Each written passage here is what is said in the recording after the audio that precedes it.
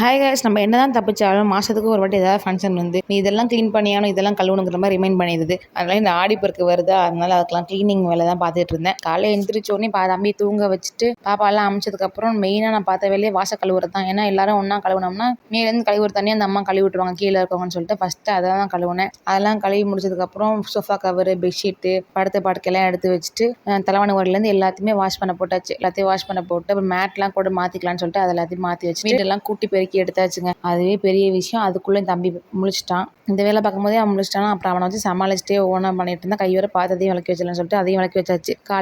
மத்தியானத்துக்கு சமைச்சதுனால அது மட்டும் கொஞ்சம் ஃப்ரீ ஆகிட்டேன். கையோட பாய் இதெல்லாம் அலசி போட்டு அப்புறம் அடுப்படி எல்லாத்தையும் எல்லாருக்குமே நல்லா முடிஞ்சவரையும் இப்போ பண்ணி வச்சிட்டோம்னா காலையில் எழுந்துச்சு வீடு மட்டும் தொடச்சிட்டு நாளைக்கு சாமி கும்பிடலாம். வெள்ளிக்கிழமை அப்புறம் சனிக்கிழமை மாடு பேருக்கு சாமி கும்பிடலான்னு சொல்லிட்டு துணியெல்லாம் காயப்பட்டு இருந்த துணியை மடிச்சு வச்சுட்டு படுத்தாச்சு. நேற்று ஃபுல்லாக வீடு க்ளீனிங்னு சொல்லி செம்ம டயர்ட் ஆயிடுச்சு. நீங்கள்லாம் க்ளீன் பண்ணி முடிச்சிங்களான்னு சொல்லிட்டு மறக்காம கமெண்ட்ல சொல்லுங்கள். பாய்.